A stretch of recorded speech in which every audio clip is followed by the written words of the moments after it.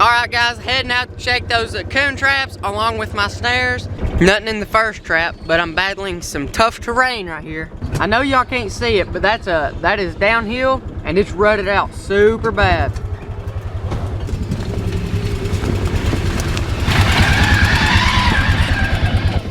Nothing right here either. Nothing in the traps today. Maybe better luck tomorrow. That's just how it is, guys. It rained like a lot last night, and I think the scent got knocked down by the rain. Whenever I trapped on the river, it also rained, and I didn't catch anything for the first few nights. I have one foothold set, and the dirt hole is completely flooded. So, what I'm going to be doing today is setting this trail camera. Now, I've had a lot of people ask me, did you get any pictures of Bucky on that trail camera? Why didn't you check that trail camera? And I didn't get any pictures of Bucky. And I really didn't get any pictures at all whatsoever.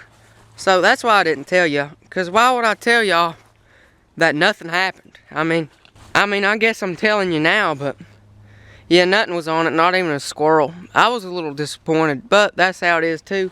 We're going to set it today. Maybe we can get some pictures. I'm thinking about this road right here.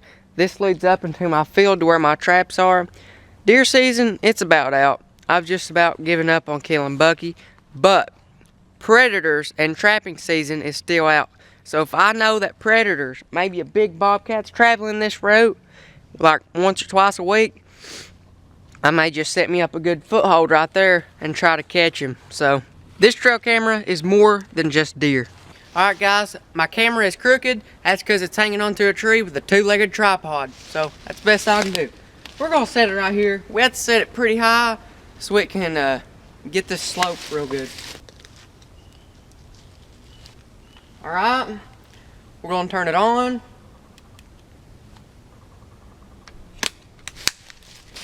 That there ought to be good. So I really don't have anything planned for the rest of the day, and I'm going to church here in about 2 hours.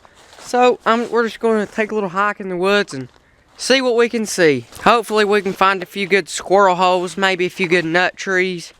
Might come down here squirrel hunting. Well guys, I don't know if you can tell this, but these leaves right here, these are compressed. That means that a deer has been bedded here last night. Now those are compressed leaves. These are not compressed leaves.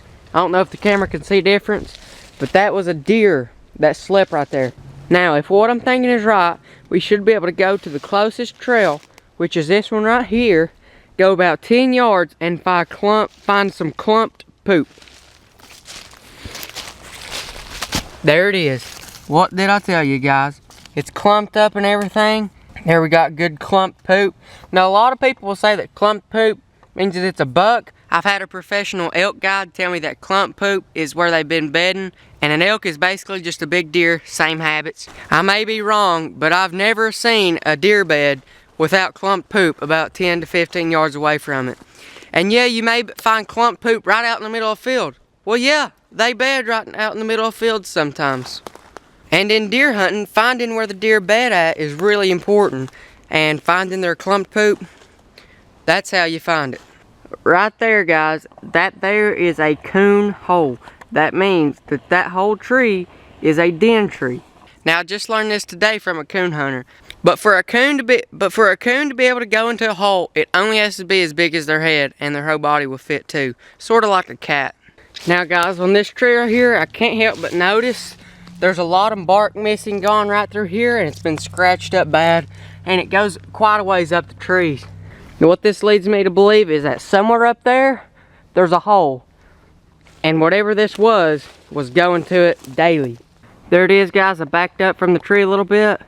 You can clearly see there's a big hole, and things been going in it pretty often. For y'all that are wanting to know about squirrel hunting tips and where to find squirrels, probably the best thing I can tell y'all is to go out in the woods, find a bunch of trees with holes in them. It don't have to be a big hole for a squirrel to fit through, remember that.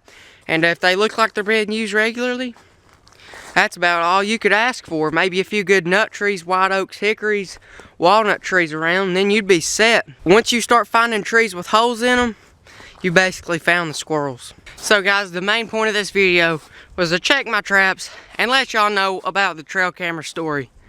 And again, I didn't see anything the first time, but hopefully we see something on that one. This is a really good trail, so if we don't see anything, I'll be surprised. I'll leave it up for about 3 days and get back with you. What I want you guys to do is go down in the comments, leave a comment of how many animals and what animals you think I'll see on this trail. Now remember, I'm in the middle of Appalachia in the woods. Comment below.